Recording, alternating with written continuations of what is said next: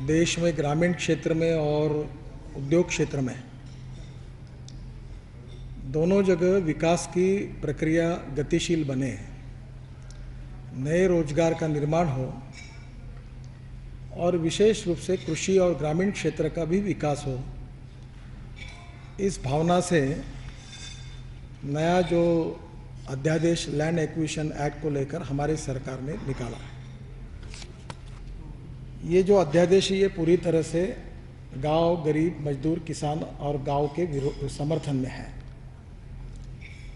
और ये इसके बारे में कुछ तथ्य जो ग्राउंड लेवल रियलिटी है वो मैं आपके सामने रखने के लिए आज आया हूँ, क्योंकि मुझे ग्रामीण विकास मंत्री करके कार्य करने का मौका मिला। तब मैंने भारत सरकार की ओर से विज्ञान भवन में देश के सभी राज्य सरकार की कॉन्फ्रेंस बुलाई थी, सब मंत्री उसमें आए थे और हर मंत्री ने और उनके मुख्यमंत्री ने कौन से पत्र दिए इसका रिकॉर्ड लेकर मैं आज आपके सामने आया हूँ। वहाँ जो बातें उन्होंने की है, जो सरकार को सुझाया है, उन्हीं पार्टी के लोग आज कुछ बाहर में अलग बातें कर रहे हैं। विकास की राजनीति को लेकर हमारी सरकार कटिबद्ध है और हमारे प्रधानमंत्री विशेष रूप से किसानों के पक्षधर हैं और मैं भी ग्रामीण विकास मंत्री हूं, मैं किसान का बेटा हूं, गांव में काम करता हूं और इसलिए कोई भी काम ऐसा हमारे हाथ से कभी नहीं हो सकता जो किसानों के और गांव के खिलाफ होगा। पर कुछ लोग राजनीति को लेकर विकास विरोधी बातें और झूठे आरोप और तथ्य, अफवाहें फैलाने की कोशिश कर रहे हैं और जिसके कारण बिना वजह देश के विकास के लिए एक नया अवरोध पैदा हो सकता है और इसलिए देश के भविष्य को और युवाओं को रोजगार मिले इस दृष्टि को ध्यान में लेकर इस विषय के बारे में जो ग्राउंड लेवल रियलिटी है वो आपके सामने प्रस्तुत करने के लिए मैं आया हूँ। सबसे पहले ये एक्ट जो था यूपीए सरकार ने पास किया था, इसको ऑर्डिनेंस बनाने की आवश्यकता क्यों पड़ी? इसका कारण ऐसा था, it was necessary to bring the ordinance because as per section 105 of the right to fair compensation and transparency in land acquisition, rehabilitation and resettlement act 2013, the provisions relating to compensation as well as rehabilitation and resettlement under the act had to be extended to the 13 central acts in the fourth schedule by 31st December 2014. 31 दिसंबर तक अगर हम नहीं निकालते तो इसमें किसानों का बहुत बड़ा नुकसान होता और इसलिए हमने ऑर्डिनेंस को निकाला है।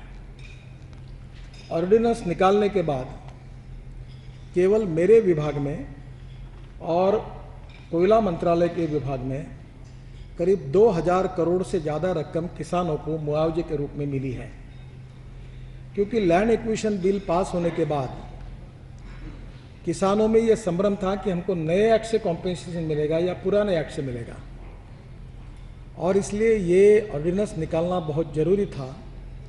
और अभी जो जानकारी मुझे मिली है, नेशनल हाईवे जो मेरा डिपार्टमेंट है और कोल इंडिया का जो कोयला मंत्रालय है लैंड एक्विजिशन के लिए, हम दोनों डिपार्टमेंट ने केवल 2000 करोड़ से ज़्यादा रकम किसानों को नए जो दर है उसके रूप में दी है। अगर ये नहीं आता तो किसानों को ये पैसा नहीं मिलता। मेरे पास राज्य सरकार या बाकी केंद्र सरकार के डिपार्टमेंट का भी हिसाब नहीं है, तो ऑर्डिनेंस आने के कारण किसानों का फायदा हुआ है। दूसरा ऐसा है कि ये जो ऑर्डिनेंस निकाला गया, ये बिल विशेष रूप से आप सब लोग देखें, इसमें जो 105 कलम है, ये जो यूपीए सरकार ने जो एक्ट पास किया था उसका कलम है। ये provision of this act not to apply in certain cases or to apply with certain modifications 105 number है। इसका नंबर 1 है, subject to subsection 3 the provisions of this act shall not apply to the enactments relating to land acquisition specified in the fourth schedule। Fourth schedule में जितने act आते हैं उनको इसकी provision लागू नहीं होगी। कौन सी प्रोविजन लागू नहीं होगी? प्रोविज़न लागू नहीं होगी। जो विशेष रूप से हमारे सामने आया है वो जो सोशल इम्पैक्ट के बारे में जो विषय अनेक बार आया है और डिसीजन जो है, जो फार्मर्स की अनुमति चाहिए, परमिशन फॉर दैट, ये दो बातों को लेकर हमारे पुराने एक्ट में कहा गया है कि 13 एक्ट जो शेड्यूल 4 में है उनको ये लागू नहीं होगा। ये मैंने नहीं कहा, यूपीए सरकार ने कहा है। और ये 13 एक्ट को उन्होंने एग्जम्पशन किया है, उसकी लिस्ट मैं आपको पढ़कर बताता हूँ। ये जो 13 एक्ट है जो शेड्यूल 4 में आते हैं, the ancient monuments and archaeological sites and remains act 1958, the atomic energy act 1962, the Damodar valley corporation act 1948, the Indian tramways act 1886, the Land Acquisition for Mines Act 1885, the Metro Railway Construction of Works Act 1978, the National Highway Act 1956, the Petroleum and Mineral Pipelines Acquisition of Right of User in Land Act 1962, the Requisitioning and Acquisition of Immovable Property Act 1952, the Resettlement of Displaced Person Land Acquisition Act 1948, the coal bearing areas acquisition and development, जो coal mines का है उसको इन्होंने exam किया था। The coal bearing areas acquisition of development act 1957 and the electricity act 2003, the railway act 1989 24 of 1989। ये schedule 4 के 4 act को, ये जो कंसेंट वाला क्लॉज था और दूसरा जो था कि सोशल इम्पैक्ट का स्टडी करने की जो बात कही गई थी, यूपीए सरकार ने ये 13 एक्ट के द्वारा पहले ही एग्जम्पशन दे दिया था। ये हमारा संबंध नहीं है इसके साथ। और ये यूपीए सरकार में इसमें से जो हमने बाद में 5 जोड़े हैं वो मैं आपको बताऊंगा। अब ये जो consent and social impact assessment जो है, ये हमने ड्रॉप किया। ये जो आरोप है, ये एक्ट आप देख लीजिए और ये 13 जो शेड्यूल 4 है ये आप पढ़ लीजिए तो ये उन्होंने किया था। अब इसमें एक इंपॉर्टेंट चीज है,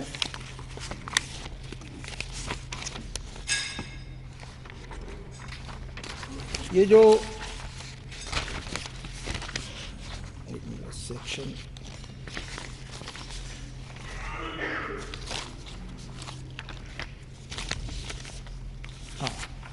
अब ये सेक्शन 105 ये बहुत महत्वपूर्ण है।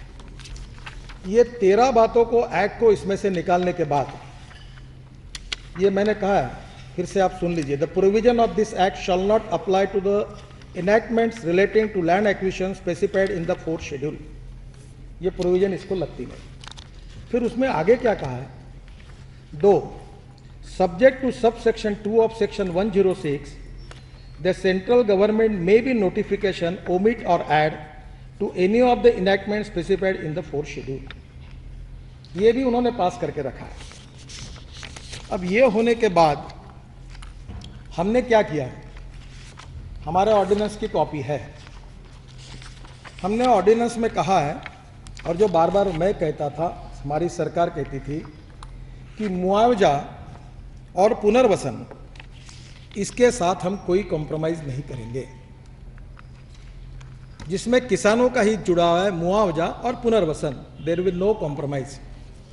फिर हमने क्या कहा, अब ये भी देखिए, द 10A हमारे ऑर्डिनेंस का 10A आप पढ़िए।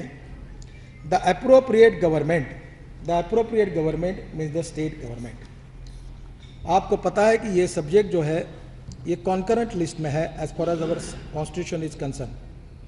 स्टेट लिस्ट और सेंट्रल लिस्ट 2 लिस्ट है, जिसमें स्टेट के अधिकार स्टेट लिस्ट में है, सेंट्रल के अधिकार सेंट्रल के लिस्ट में है, और दोनों के अधिकारों में कॉन्करेंट लिस्ट आती है।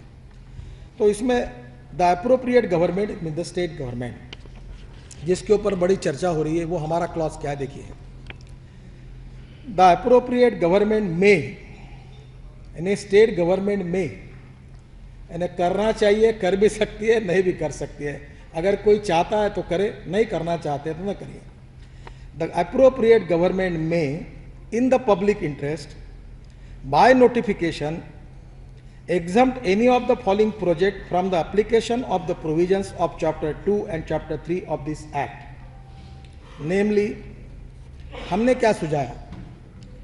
हमने सुझाया such project vital to national security or defense of India, every part thereof, जिसमें बॉर्डर रोड आते हैं, डिफेंस की सीमावर्ती भागों में जाते हैं, उसमें से हमने इसको ओमिट करने के लिए उनको सुझाया। और डिफेंस प्रोडक्शन, देश की सुरक्षा सबसे बड़ी है और उसके लिए इसको एग्जाम करने के लिए हमने कहा, जो कंसेंट की कंडीशन और सोशल इम्पैक्ट का जो बात है उसकी बात। और बी बात हमने क्या कही, रूरल इंफ्रास्ट्रक्चर इंक्लूडिंग इलेक्ट्रिफिकेशन। ये कंसेंट क्लॉज और सोशल इम्पैक्ट असेसमेंट दोनों को हमने इससे निकाला। अब ये रूरल इंफ्रास्ट्रक्चर क्या है? प्रधानमंत्री ग्राम सड़क योजना, ये रूरल इंफ्रास्ट्रक्चर है। रूरल इलेक्ट्रिफिकेशन, इरिगेशन, आपको पता होगा कि इस देश की 80% लैंड केवल इरिगेशन के लिए ली जाती है। अब ये इरिगेशन प्रोजेक्ट है 2000 एकड़ पर, और ये प्रोजेक्ट बनाने के बाद इससे जो पानी निकलता है ये 3 लाख एकड़ तक किसानों को फायदा होता है। अगर ये जो छोटा सा 2000 एकड़ की जगह अगर डैम के लिए एक्वायर करनी है और वो अगर 80% अनुमति होगी तो ही अगर हम डैम बना सकते हैं, अगर ऐसी प्रोविजन रहेगी तो क्या इस देश के गरीब किसानों को पानी देने के लिए हम इरिगेशन प्रोजेक्ट बना सकते हैं? तो और इसलिए ये जो पोजीशन थी इसमें रूरल इंफ्रास्ट्रक्चर में हमने इरिगेशन को लाया, हमने रूरल डेवलपमेंट को लाया, सोशल इंफ्रास्ट्रक्चर में हॉस्पिटल्स को लाया, एजुकेशन इंस्टीट्यूशन को लाया। ये 4 चीजें लाने के बाद और एक 5वीं चीज इंडस्ट्रियल कॉरिडोर को लाया। अब इंडस्ट्रियल कॉरिडोर जो देश में बन रहा है उसमें ये इंडस्ट्रियल कॉरिडोर जो है ये विलेजेस को लगकर बनने वाला, ये कोई सिटी में नहीं बन रहा है। और आप मुझे बताइए कि जब ये इंडस्ट्रियल कॉरिडोर बनेगा तो उसमें एग्रो प्रोसेसिंग इंडस्ट्रीज आएंगी, जहां का रॉ मटेरियल मिलेगा वो मैक्सिमम इंडस्ट्री आने की संभावना है। और अनुभव ये है कि जहां गांवों में इंडस्ट्री आती है वहां गांव के युवाओं को रोजगार मिलता है। तो इंडस्ट्रियल कॉरिडोर में दोनों बाजू में कोई, मैंने कल टीवी पे सुना, कोई 70 किलोमीटर और 60 किलोमीटर का नहीं है, अभी वो नोटिफाई नहीं हुआ है, पर मेरी मिनिस्ट्री में बात हुई है, that will be 1 to 2 kilometre approximately, nothing is decided, but it not more than 2 kilometre. अब रोड इंडस्ट्रियल कॉरिडोर के बाजू में 2 किलोमीटर जमीन, अगर मैं ऑरेंज का हूँ, नागपुर का हूँ, नागपुर ऑरेंज प्रसिद्ध है, और ऑरेंज पर प्रक्रिया करने वाली इंडस्ट्री अगर वो इंडस्ट्रियल कॉरिडोर में आती है तो हमारे किसानों को भाव मिलेगा। हमारे यहाँ कॉटन होता है और कॉटन से जब औरंगाबाद से जो जाएगा तो कॉटन के ऊपर, कॉटन से सूत, सूत से कपड़ा, कपड़े से रेडीमेड गारमेंट की इंडस्ट्री आती है, एक्सपोर्ट होता है, तो किसानों को फायदा होगा। तो हमने इसमें एक भी निर्णय किसानों के अन्याय करने वाला लिया नहीं है। देयर इज नो कॉम्प्रोमाइज मुआवजा और पुनर्वसन। अब आपने एक विषय निकाला कि ये करने के बाद कैसे, कहते एक हिंदी में गाना था, जब भी चीज चाहे तो नई दुनिया बसा लेते हैं लोग, एक चेहरे पे कई चेहरे लगा लेते हैं लोग। अब ये हरियाणा में जब कांग्रेस पार्टी की सरकार थी, कांग्रेस पार्टी की सरकार थी, तो हमने 4 गुना मुआवजा दिया था। ये कांग्रेस पार्टी की सरकार ने 2 गुना मुआवजा देने का निर्णय किया, और हमारे हरियाणा के चीफ मिनिस्टर ने किसानों के हितों में 2 का फिर 4 किया। निर्णय किसका? जो पार्लियामेंट में चिल्लाने का काम कर रहे हैं। महाराष्ट्र का सरकार ने भी 4 का निर्णय देने के बजाय, रिटर्न है मेरे पास अभी, महाराष्ट्र सरकार ने भी 4 गुना जो मुआवजा देना था उसको 2.22% तक किया। क्यों किया? जब इतना पार्लियामेंट में आप चिल्ला रहे हो तो महाराष्ट्र के सरकार ने मुआवजा क्यों कम किया? अब रही बात कि हमने किसी से डिस्कशन नहीं किया। आप में से अनेक लोग थे, मेरे पास मिनट्स है, और मैं अगर एक्सपोज करूंगा तो हिंदुस्तान के सब पार्टी और नेताओं को मेरे पास पूरा रिकॉर्ड लेके मैं बैठा हूं, और मैं खुली चर्चा का आह्वान देता हूं। यहां एक बोलते हैं, बाहर एक बोलते हैं, लिखित रूप में दूसरा बोलते हैं, एक चेहरे पे कई चेहरे लगा लेते लोग वाली बात है। अब मेरे पास पत्र है, मैं नहीं पढ़ना चाहता, पर आप कहोगे तो पढ़ देता हूं।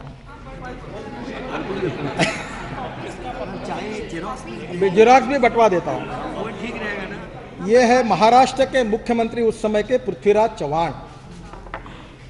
ये कह रहे हैं 3 अगस्त 2011 the draft national land acquisition and rehabilitation and resettlement bill 2011। I would like to place on record my appreciation to you and Ministry of Rural Development and Land Reforms for undertaking the much needed exercise of improving the process of land acquisition and rehabilitation for the benefit of farmers and for placing the draft in public domain. My government has gone through the provision of the draft National Land Acquisition and Rehabilitation and Resettlement Bill 2011. On closer examination, we find that the provision of the new act will increase land and rehabilitation cost up to 6 times for public amenities like water supply, health facilities, sewerage and infrastructure, roads, irrigation and power project. ये पृथ्वीराज चव्हाण जी लिख रहे हैं. As the act is applicable retrospectively within 1 year of its enactment, even the ongoing public project where partial land acquisition has already been done will be adversely affected as cost will go beyond budgeted amount. Some examples are enclosed. We request that major ongoing irrigation, drinking water and power project will become non-viable as the cost of land will exceed the rate of economic return. By making acquisition process highly centralized and litigation and increase the cost may result in effectively freezing the current land use acquisition to change the current use from agriculture to public infrastructure and industries would have net positive return over and above cost of land and rehabilitation. I would like to request that the proposed bill be placed before a committee of chief ministers so that a consensus can be evolved. Further, I would request you to consider our suggestions which are attached herewith. This may improve of the bill. These suggestions have primarily focus on removal of 80% consent. एक पृथ्वीराज चव्हाण आदरणीय कांग्रेस और UPA के उस समय के मुख्यमंत्री, केंद्र में मैं उन्हें लिखा हुआ, मैं नहीं कह रहा हूं. Removal of 80% consent when government acquires land for industrial and urbanization purpose. Decentralizing authority of deciding public purpose for government own acquisition. Providing the landowner a choice between 3 times market value plus proposed rehabilitation or 6 times market value without rehabilitation package and bearing litigation on the value of land if above conditions are satisfied. With regards, yours sincerely, Prithviraj Chavan. अब आप कोई भी party का नाम लो और कोई भी सरकार का नाम लो, मैं उस दिन के कॉन्फ्रेंस का रिकॉर्ड तैयार करके लाया हूं. सबका है, समाजवादी पार्टी का भी ओपिनियन है. Just let me complete it first. मेरे विषय को एक बार खत्म होने दीजिए. अब ये लैंड एक्विजिशन का मामला क्या है? आपको पता है कि 1 एकड़ जब पानी मिलता है तो किसानों का 2.5 गुना उत्पन्न बढ़ता है. मैं उस प्रदेश से आया हूं जहां 10,000 किसानों ने आत्महत्या की है और मैं गन्ना उत्पादक किसानों में काम करता हूं. 70,000 एकड़ गन्ना वहां लगा है. हमारे गांव की हालत बहुत खराब है. हम विदर्भ में महाराष्ट्र से लगातार लड़ रहे कि हमको पानी चाहिए. पानी की स्थिति क्या देखिए. इरिगेशन में पंजाब में 98% इरिगेशन है. अगर पंडित जवाहरलाल नेहरू भाखड़ा नांगल अगर नहीं बनाते तो पंजाब में 98% इरिगेशन कभी होता. और इसलिए आज पंजाब का जो इनकम है, एग्रीकल्चर प्रोडक्शन है, वो देश में सबसे ज़्यादा है. पंजाब में agriculture production million tons 27.3 million tons. Percentage of total production 11.6. Productivity tons per hectare 4.2. Percentage of cultivated area under irrigation 98.1. अब मैं महाराष्ट्र से आया हूं, यहां 98.1% इरिगेशन है, महाराष्ट्र में 16.8% है. आज मध्य प्रदेश में एग्रीकल्चर ग्रोथ रेट 23% हुआ, हाईएस्ट इन द कंट्री. ये 23% जो एग्रीकल्चर ग्रोथ रेट हुआ जिससे कारण किसानों का कल्याण हुआ, the only reason is irrigation. Madhya Pradesh के शिवराज जी की सरकार ने इसको प्राथमिक. बंगाल में गया था, मैंने 42,000 करोड़ ममता जी के कहने पर बंगाल को दिए, नया पोर्ट बना रहा हूँ, रोड बना रहा हूँ, और मैंने कहा कि हमारी सरकार आपके विकास में मदद करेगी, हम इसमें राजनीति नहीं करेंगे। मैं अपील करना चाहता हूँ कि ये सब्जेक्ट हिंदुस्तान के भविष्य के साथ जुड़ा हुआ है, इरेडिकेशन ऑफ पॉवर्टी, गरीबी निर्मूलन के साथ जुड़ा हुआ है। हम ग्रोथ रेट जीडीपी बढ़ाना चाहते हैं, एग्रीकल्चर ग्रोथ रेट बढ़ाना चाहते हैं, गांव और शहरों के बीच की गैप कम करना चाहते हैं, बड़े बड़े इंडस्ट्री को मेट्रो सिटी से बाहर निकालकर गांवों तक पहुंचाना चाहते हैं, एग्रो प्रोसेसिंग इंडस्ट्री को बढ़ाना चाहते हैं, और बेरोजगारों को रोजगार देना चाहते हैं। हमारा कोई इंटेंशन किसानों पर अन्याय करने वाला नहीं है। नेशनल हाईवे में हमारे डिपार्टमेंट ने और कोल मिनिस्ट्री में पीयूष गोयल जी ने ये दिसंबर के बाद ये केवल ये 2-2.5 महीने के इसमें हमने 2000 करोड़ रुपए बांट दिए किसानों को नए एक्ट के अनुसार, और किसानों को करोड़ रुपए मिले हैं, 4 गुना मार्केट प्राइस से भी ज्यादा पैसे मिले हैं। और इसलिए हमने आज आप एक बात देखिए, मैं हमारे सरकारी मैं एनएचआई में हूं, एनएचआई का काम देखता हूं, 3,80,000 करोड़ के प्रोजेक्ट बंद पड़े थे। आप कभी मुझे समझने की कोशिश करिए, 3,80,000 करोड़ के प्रोजेक्ट क्यों बंद पड़े थे? Land acquisition, forest environment clearance, railway overbridge. आपको पता है हिंदुस्तान का एक भी कॉन्ट्रैक्टर जमीन पर नहीं है, सब बर्बाद हो गए, दिवाला पिटने की स्थिति में है। आप नाम लो कोई बड़े कंपनी का। मेरी स्थिति हो गई कि 40 कॉन्ट्रैक्टर को मैंने टर्मिनेट कर दिया, और टर्मिनेट करने वाले कंपनी के नाम सुनोगे तो आप उठकर खड़े हो जाओगे। हाथ जोड़कर मुझे कोई काम मांगने के लिए आता, बोलता था मेरा काम रिजेक्ट करो, टर्मिनेट करो। क्या ये देश में रोड नहीं बनने चाहिए? क्या इस देश में किसान के खेत को पानी नहीं मिलना चाहिए? क्या इस देश में मुंबई दिल्ली को छोड़कर ग्रामीण भागों तक इंडस्ट्री नहीं जानी चाहिए, रोजगार नहीं मिलना चाहिए बेरोजगारों को? हमारे इस एक्ट में कोई निर्णय ऐसा नहीं है जो गरीब के विरोध में है, किसान के विरोध में है। और आपको भी आह्वान करता हूं, आप मुझे सवाल पूछिए कि हमारा कौन सा कलम किसानों के विरोध में है। हाँ, दूध का दूध पानी का पानी, ग्राउंड लेवल रियलिटी पर बात हुई, परसेप्शन पर बात नहीं होगी। आप तो हम ऐसा समझ रहे, तो हम तो कह रहे थे वैसा होने वाला था, ये तो ऐसी बात मत करो, दो साफ साफ बात करो, 2 टूक। मैं जवाब देने के लिए तैयार हूँ। और इसलिए मैं आपसे फिर से रिक्वेस्ट करता हूँ और हमारे अपोजिशन पार्टी को रिक्वेस्ट करता हूँ कि इसमें कोई भी निर्णय किसानों के विरोध में नहीं है। जो लोग ईमानदार है पर समझना चाहते हैं, उनमें कन्फ्यूजन है, तो उनको क्लियर करने के लिए हम तैयार हैं। हमारे यहाँ मराठी में एक कहावत है कि झोपेचं सोंग घेतलेल्या माणसाला जागवता नाही, जो नींद का ढोंग लेता है, सो जाता है, उसको जगाना कठिन होता है। जो सही में सोया होगा उसको जगाना आसान होता है। तो जो बेचारे सोए हैं, जगना है तो उनसे बात करें। और जो ढोंग कर रहे हैं, हिपोक्रेसी है, जो एक जगह एक बात करते दूसरे के दूसरी बात करते, एक चेहरे पे नए चेहरे लगाते हैं, उनके बारे में आप भी सच्चाई को समझें और देश के हित में गाँव गरीब मजदूर किसान के कल्याण के लिए हमको इसमें मदद करें। यही मैं विपक्ष से आग्रह करूँगा। और इसकी चर्चा, मैं भी ग्रामीण विकास मंत्री था, ये बनाने भी मैं उस समय था। कोई भी चर्चा मुझसे करे, हमारे मंत्री से करे, हमारी सरकार से करे, पार्टी के प्रमुख प्रधानमंत्री से करे। मैं फिर से एक बार कह रहा हूँ, ये एक्ट बनाने के समय मैं प्रधानमंत्री के पास गया था और प्रधानमंत्री को मैंने कहा था कि हम ऐसा एक भी निर्णय नहीं करेंगे, कॉम्पेंसेशन एंड पुनर्वसन, मेरी बात थी उस समय, no compromise with the compensation and पुनर्वसन। हमने कभी ये काम हम नहीं करेंगे और हमारा एक्ट किसानों के विरोध में नहीं है। आप भी हमारी सच्चाई को परसेप्शन के आधार पर न्यूज मत चलाइए, सच्चाई के आधार पर चलाइए। हमारे को जो पूछना है वो सवाल पूछिए, इस विषय पर इंटरव्यू करिए, हमको एक्सपोज करिए, हमको झूठ बोल रहे तो। ये पूरे रिकॉर्ड्स इन सब पार्टियों के, सरकारों के मेरे पास है। और देश के हित में आप भी सहयोग करें और बाकी भी पार्टी के लोग करें। Yes, I will give it to you, I will make the xerox and I will give it to you.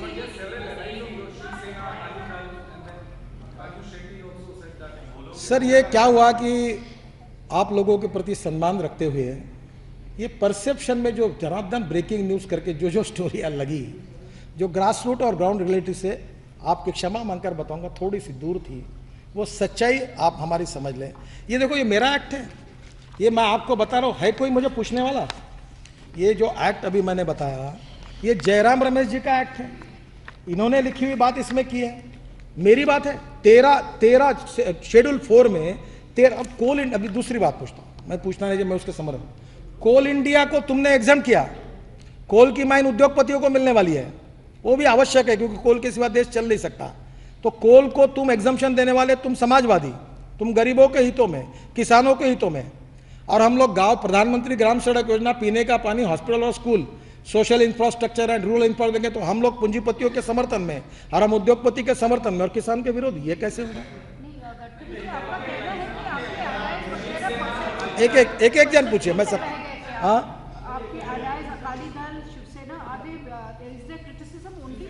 पहली बात तो ऐसी है, देखो मैं ज़्यादा पॉलिटिकल बात तो मैं करूँगा, मेरा काम ही नहीं।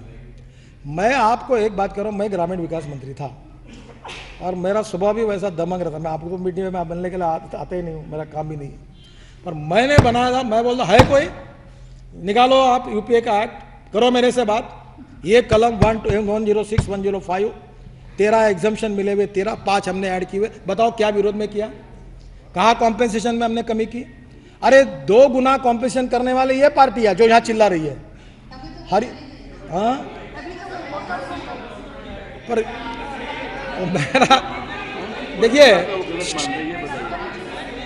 एक आप एक आप पूछिए, एक मिनट, एक जल्दी। हाँ, भारतीय किसान संघ और स्वदेशी जागरण मंच जो आरएसएस से जुड़े हैं, इन्होंने भी इसका सख्त विरोध किया है। तो अब देखिए, मैं आपको एक बात बताता हूँ कि कभी कभी ऐसा होता है कि सोना बहुत प्योर रहता है, पर माहौल ऐसा बन जाता है कि दुनिया में चल जाता है कि ये लोहा है करके। अब इसका एक ही है कि सोना है कि लोहा है, तो एक बार टेस्ट कर लो और टेस्ट करके देख लो। तो कुछ लोगों को कन्फ्यूजन के कारण कुछ गलतफहमियां हुई है हमारे। जस्ट ए मिनट, हमारे किसी के मन में अगर इसमें कन्फ्यूजन है तो चाहे हमारे साथी हो, चाहे हमारे परिवार के ऑर्गेनाइजेशन हो, उनसे हम डायलॉग करेंगे और सच्चाई को उनको समझाएंगे। हाँ,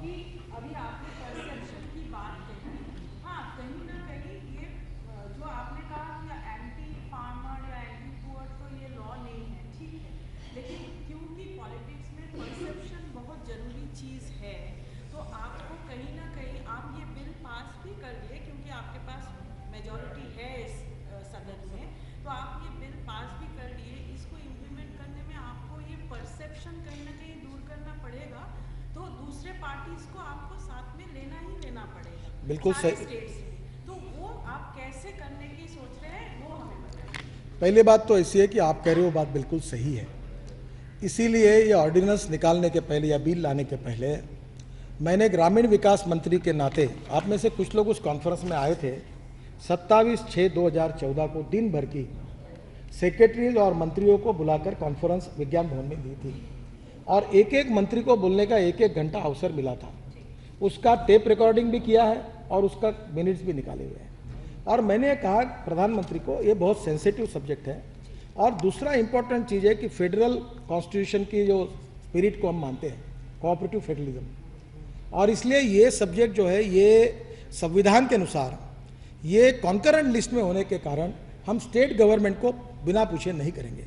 अब मुझे बताओ, पृथ्वीराज चौहान मुझे कह रहे हैं, मुझे यूपीए के मिनिस्टर कह रहे, यूपीए के चीफ मिनिस्टर कह रहे, सभी पार्टी के लोग कह रहे, और इतना ही नहीं तो आज भी दूसरी बात मैं आपसे बिल्कुल सहमत हूँ कि हमारा काम है कि सब पार्टी के नेताओं को मिले, हमारी सच्चाई जो है, जो गलतफहमी हुई है दूर करें और लोकतंत्र में उनके सहमति से देश के विकास के लिए हम आगे जाएं। आज हम रूलिंग पार्टी के रोल में हैं, कल हमको आज ये रोल मिला है, फिर भी लोकतंत्र जो है 2 चक्के पर है। रूलिंग और अपोजिशन पार्टी दोनों को साथ लेकर हम चलेंगे और उनसे बात करेंगे। हाँ, आपकी पॉलिटिकल पार्टी मत बनाइए एक एक को। हाँ,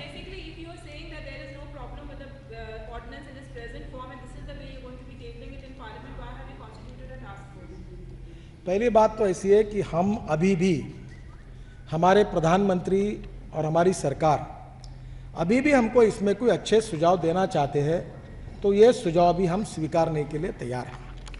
अब मैं आपको एक बात बताता हूँ, ये हुआ नहीं है रिकॉर्ड पर आप अगर आप कहते हैं तो जाएगा तो फर्क नहीं पड़ता। मैं किसान हूँ, मैंने मेरे मिनिस्ट्री में ऐसा कहा, एक प्रपोजल तैयार हुआ है फाइल पर कि total cost of the project अगर 2000 करोड़ है और 200 करोड़ अगर उसमें लैंड एक्विजिशन कॉस्ट है, तो उस प्रोजेक्ट में एक इंडस्ट्रियलिस्ट, एक कॉन्ट्रैक्टर अगर उसका फ़ायदा लेता है तो क्यों नहीं मैं 10% इक्विटी किसानों को दे दूँ, उनके जितना कॉम्पोस्ट इसमें चॉइस दूँ। कहीं 50% लेगा, कहीं 25% नहीं लेना तो पूरा पैसा लेगा 4 गुना। तो मेरे यहाँ मैंने फाइल मूव की है और मैं प्रधानमंत्री से अनुमति मांग रहा हूँ कि मैं किसानों को मालिक बनाना चाहता हूँ। अगर आप मुझे अनुमति दे तो मैं किसानों को मालिक बनाना चाहता हूं कि वो भी उसको टोल का रिटर्न बेचारों को 25 साल 20 साल मिलता रहे। तो पहली बात तो ये है कि all options are open. Prime minister के साथ मेरी बातचीत हुई। आज जब मैं प्रेस कॉन्फ्रेंस ले रहा हूं तो मेरी सुबह उनसे बातचीत हुई है और प्राइम मिनिस्टर ने कहा है हमारे, देखो एक तो गुजरात से आए, गुजरात के मुख्यमंत्री जब थे उन्होंने 5 लाख चेक डैम बनाए, गुजरात के कॉटन को एक्सपोर्ट करना शुरू कराया, गुजरात का एग्रीकल्चर ग्रोथ रेट मध्य प्रदेश के बाद में है।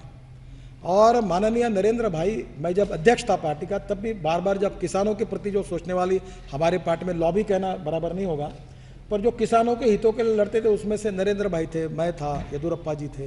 हम लोग कहते थे कि किसानों को होना चाहिए, तो वो किसानों के हितैषी है। तो इसके बाद में भी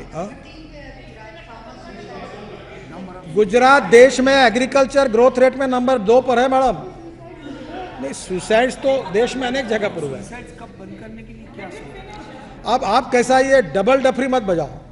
देखो, अगर किसान के खेत को पानी भी मिलना चाहिए तो आत्महत्या खत्म होगी। देखो आप डबल बात करते हो, ऐसा मत करिए। नहीं, मैं थोड़ा साफ बोलने वाला हूँ। किसान के खेत को पानी नहीं मिलेगा, पानी में ड्रिप नहीं लगेगा, 2.5 गुना उत्पादन नहीं बढ़ेगा तो किसान की आत्महत्या नहीं होगी। पंजाब में 98.2% इरिगेशन हुआ। इसलिए इरिगेशन करना है तो डैम बनाने पड़ेंगे, डैम बनाने पड़ेंगे तो कैनाल बनाने पड़ेंगे, कैनाल बनाए तो ड्रिप इरिगेशन लाना पड़ेगा, स्प्रिंकलर लाना पड़ेगा। तो ये दोनों बातें नहीं हो सकती। तो फिर लैंड एक्विजिशन एक्ट में डैम मत बनाओ, ओपिनियन लो, चुनाव लो। 80% लोग बोलते हैं मत बनाओ, ड्रॉप कर दो, मरने दो किसान का। ऐसा नहीं होगा। हाँ, आप अभी पहला देखिए, एक आप बोलिए। हाँ,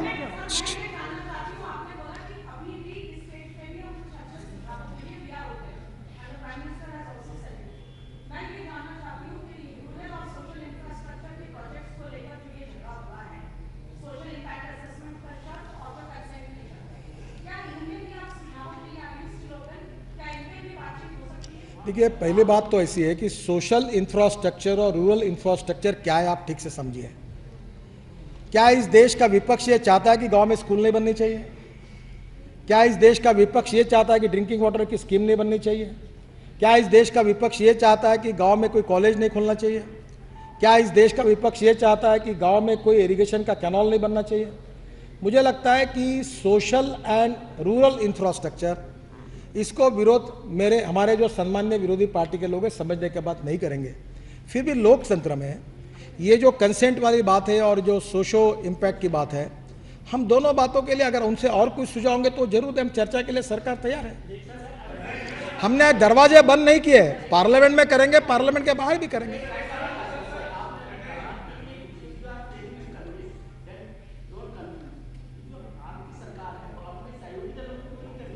करेंगे ना कन्विंस। कभी कभी ऐसा मौका होता है कि कंफ्यूज करने वाले की ताकत बहुत ज़्यादा हो जाती है, तब सच्चाई छुप जाती है। तो उस समय उनको बुलाकर समझाकर कन्विंस करने की ताकत हमकी बढ़ानी होगी और हम उनसे बात करेंगे और उनको समझा सकेंगे, ये मेरा विश्वास है।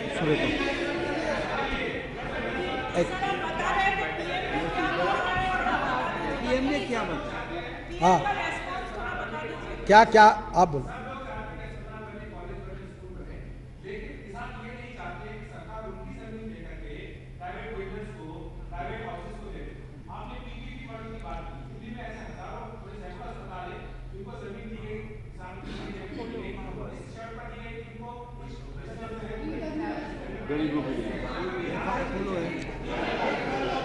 देखिए, आप शायद गलतफहमी में हैं। मैं अदर सुनो, आज देश का कोई उद्योगपति और बड़ा व्यक्ति लैंड एक्विजिशन के जमीन पर इंडस्ट्री डालना नहीं चाहता। वो क्या करता, अपने पैसे से 500 एकड़ जमीन खरीद लेता है और उसका लैंड यूज बदल देता है और इंडस्ट्री डालता है। ये परसेप्शन गलत है आपका। और देश के उद्योगपति कह रहे हैं हमको लैंड एक्विजिशन की जरूरत नहीं है। लैंड एक्विजिशन की जरूरत है रेलवे के लिए, इरिगेशन के लिए, सरकारी स्कूल के लिए, कॉलेज के लिए, इरिगेशन डैम के लिए। और 80% लैंड, 80% लैंड एक्वायर्ड होती है केवल इरिगेशन प्रोजेक्ट के लिए। आप ये दिमाग से निकाल, हमारा सरकार बड़े उद्योगपतियों के इंडस्ट्री के लिए जमीन एक्वायर्ड करने वाली कोई भी बात इस एक्ट में कहाँ है? बताइए मुझे, कलम बताइए। You tell me the clause, कहाँ है बताओ। आप परसेप्शन पे क्यों जा रहे हो? हम कोई बड़े उद्योगपति के, इंडस्ट्री के लिए, हॉस्पिटल के लिए, प्राइवेट हॉस्पिटल के लैंड एक्वायर करने की बात कर नहीं रहे, हमको करना नहीं है। ये जो 13 एक्ट है और 5 हमने जोड़े हैं, उसमें मुझे कोई बता दे कि हमने प्राइवेट हॉस्पिटल के लिए कहा है बात, कोई हमको बताया कि हमने प्राइवेट इंडस्ट्री के लिए, होटल के लिए कोई बात कही है। हम उसके विरोधी है, हम नहीं करना चाहते ये। हाँ, आपने सुना नहीं? अगर 31 दिसंबर को अगर ऑर्डिनेंस नहीं आता तो आज किसानों को 4 गुना कीमत देकर मेरा डिपार्टमेंट और कोयले का डिपार्टमेंट 2000 करोड़ जो बांट सका वो नहीं बांट सकता, और इसलिए ऑर्डिनेंस 31 दिसंबर लास्ट डेट थी, इसलिए उसके पहले ऑर्डिनेंस लाना पड़ा। आप पीएम ने क्या कहा वो बता दीजिए ना। हाँ, आप माइक पर बोलिए जरा। देखिए, मैं सबके जवाब देने के लिए तैयार हूं, एक एक जन पूछे, आप बोलो उतने देर बैठता हूँ। हाँ, आप बाद में। आप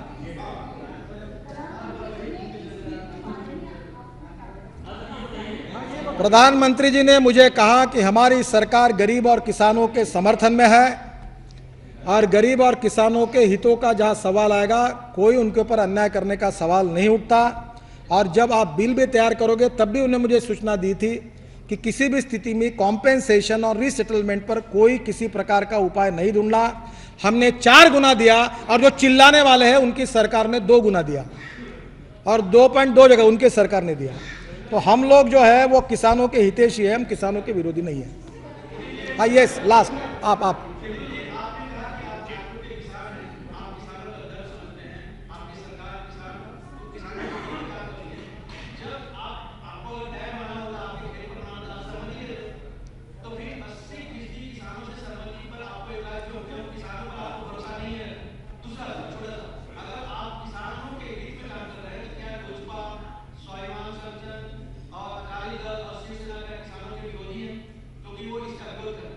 देखिए, आपने बहुत अच्छा सवाल पूछा। आपका घर चांदनी चौक में, दिल्ली में, और रोड वाइंडिंग का काम करना है, और मैं सरकार में हूँ, और रोड वाइंडिंग का काम करे बिना रोज़ ट्रैफिक जाम होता है, कहीं जाने का रोड वाइंडिंग करना, ये पूरे दिल्ली वासियों की मांग है। और आपका 80% लोग जितने लोग हैं उनकी मुझे अनुमति चाहिए रोड वाइंडिंग के लिए। तो क्या आपको घर तोड़कर आप मुझे अनुमति दोगे रोड वाइंडिंग करने की? देगे क्या? हाँ,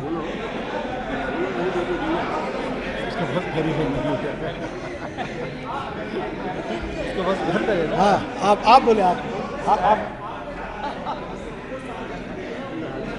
हाँ, आप जोर से खड़े होके बोले यहाँ को प्लीज। हाँ, इनको कहने दिया।